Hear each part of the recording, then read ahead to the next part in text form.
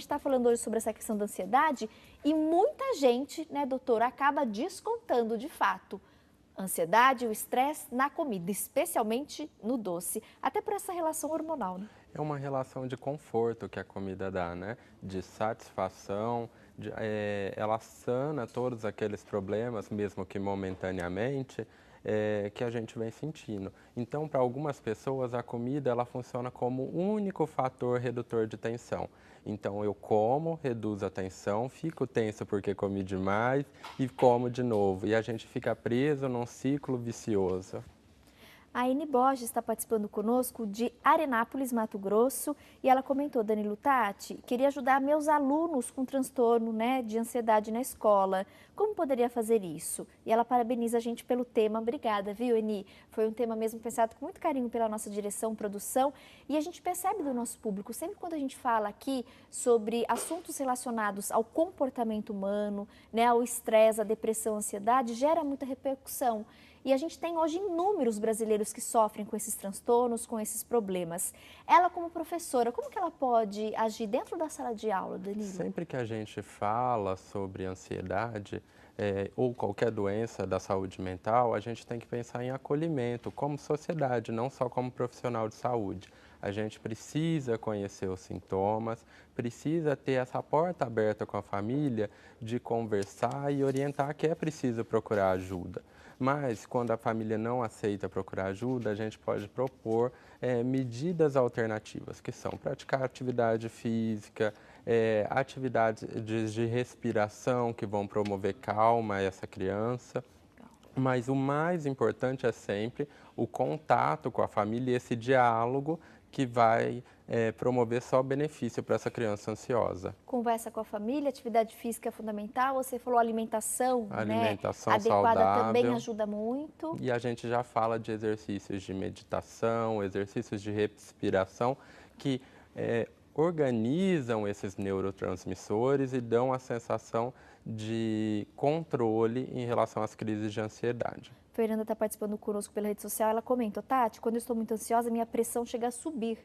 Já é Sim, o sim. sintoma físico A gente aparecendo, fala né? dos sintomas físicos. Geralmente, esse paciente com crise de ansiedade tem essa crise com duração máxima de 30 minutos, é levado ao pronto-socorro, chega lá, é medicado com uma medicação sintomática no momento e ele vai para casa. Na semana seguinte acontece a mesma coisa e a gente tem um atraso no diagnóstico e um prejuízo em relação a isso. Hoje a gente fala que o diagnóstico de ansiedade vem 10 anos após os primeiros sinais e sintomas. Então a gente vê o tempo que foi perdido e que esse indivíduo sofreu ao longo desses 10 anos. Você falou da questão da respiração. A Cíntia Barros também participou conosco via rede social e ela falou, Tati, parabéns pela pauta, vou controlando a minha ansiedade com muita respiração. Um exercício bom que você está fazendo aí, viu, Sim, sim. Cíntia? Vai ajudar, né? A Neide Freitas também está parabenizando pela entrevista. Tati, muito legal. Estou me identificando com alguns tópicos que vocês estão abordando. Que bom, Neide, que a gente está podendo te ajudar.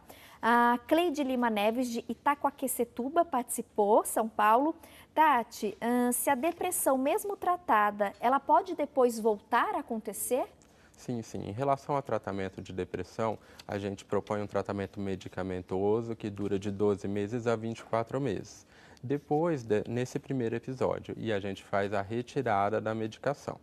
Se após essa retirada da medicação o paciente vem a ter novos sintomas depressivos, a gente reinsere a medicação e aí a gente trata esse transtorno depressivo como transtorno depressivo recorrente. Dessa forma, essa medicação passa a ser uma medicação contínua, como seria a medicação do diabetes e da hipertensão, porque o risco dessa doença voltar é de mais de 80%. Infelizmente pode voltar, então. Infelizmente, pode voltar. Inclusive o próprio transtorno de ansiedade, você falou, às vezes precisa entrar com tratamento medicamentoso também, né? Sim, sim. Na Além da maioria das terapia. vezes, o tratamento medicamentoso é necessário, pelo menos por um período curto de tempo.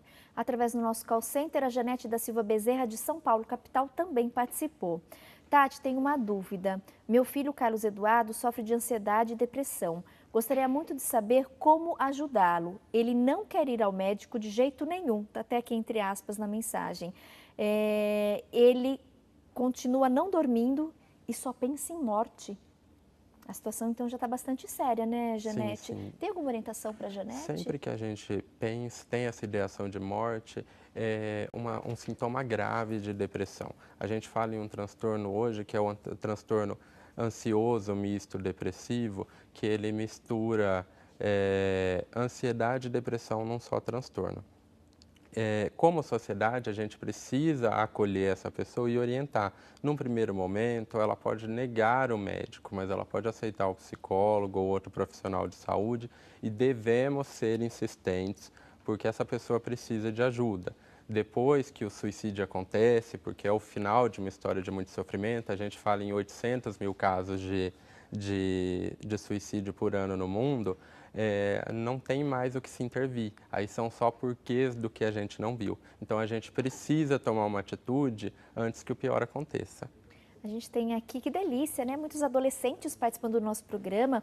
A Gabi, de 17 anos, está mandando mensagem. Ela comentou: Tati, eu faço dieta já há anos, sou muito ansiosa e eu não consigo emagrecer. Isso me atrapalha muito. Faço tratamento com psicólogo, mas de verdade não estou sentindo efeito. Você, como psicanalista, tem uma orientação para a Gabi? Beijo para você, viu, Gabi? Então, não pode desistir, né? Tem que buscar aí Do ponto de vista médico, a gente sabe que a doença é química. É falta de neurotransmissor ou falta de receptor, química e muitas vezes genética. Então, se eu tenho falta de uma substância, se eu não tomar ela, eu não vou conseguir suprir essa falta. Então, às vezes não, em grande parte das vezes, quando essa falta é muito grande, sem medicação não é possível o tratamento. A gente tem uma resistência muito grande com medicação psiquiátrica, mas depois dos anos 2000 a gente tem uma evolução muito grande, com medicações extremamente seguras e com muito pouco efeitos colaterais. De repente ouvir opinião, então, né? Com Ela disse que está passando sim. com um psicólogo, de repente passar por um psiquiatra, por um psicanalista, ouvir uma outra opinião, né? Com certeza, é uma situação necessária, porque muitas vezes o tratamento de suporte psicoterápico não é suficiente. Mônica também está mandando um recadinho. Tati, percebo que meu sobrinho apresenta ansiedade. Falo em levar ele no psicólogo após sentir forte dor no peito e só dormir encostado ao travesseiro. Foi assustador. Levei ao clínico geral, solicitou vários exames cardíacos. E aí ele comentou, também foi solicitado acompanhamento de um psicólogo. Só que ele tem 14 anos, disse que não vai de jeito nenhum no médico, ele é extremamente calado, é muito isolado, 14 anos, muito jovem, não? Com certeza. E ele se recusa a ir no médico, Danilo, extremamente calado, tímido, fica muito isolado e já teve sinais físicos, como a gente percebeu aqui, né? Essa queixa, ela condiz muito com a ansiedade, com a evolução para pânico. Ele tem a sensação de que vai infartar, de que está tendo alguma doença cardíaca no momento, que ele pode vir a morrer e que o mundo em volta dele não consegue impedir essa doença. Então, essa pessoa ela precisa de suporte, mas a abordagem às vezes é difícil. Nós temos um preconceito muito grande com saúde mental. Então, talvez vai ser necessário a abordagem de um psicólogo em primeiro momento, trabalhar esse psicológico para que ele possa receber um médico e uma medicação e entender que isso só tem a acrescentar benefícios à vida dele.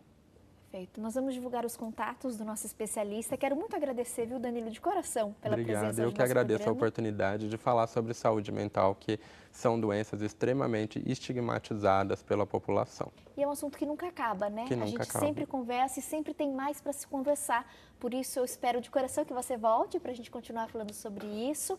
E você de casa, quer falar direto com o nosso especialista? Os contatos no vídeo, tá? Nas redes sociais, Dr. Dr. Danilo Blanco, tá? Tem Instagram, tem Facebook, @Dr. de Dr. Danilo Blanco. E o telefone também está no vídeo. Pega o papel, caneta, anota. Qualquer orientação específica, falem direto com ele. Espero encontrá-lo em breve no nosso programa. Viu? Amei recebê-lo. Eu também amei participar.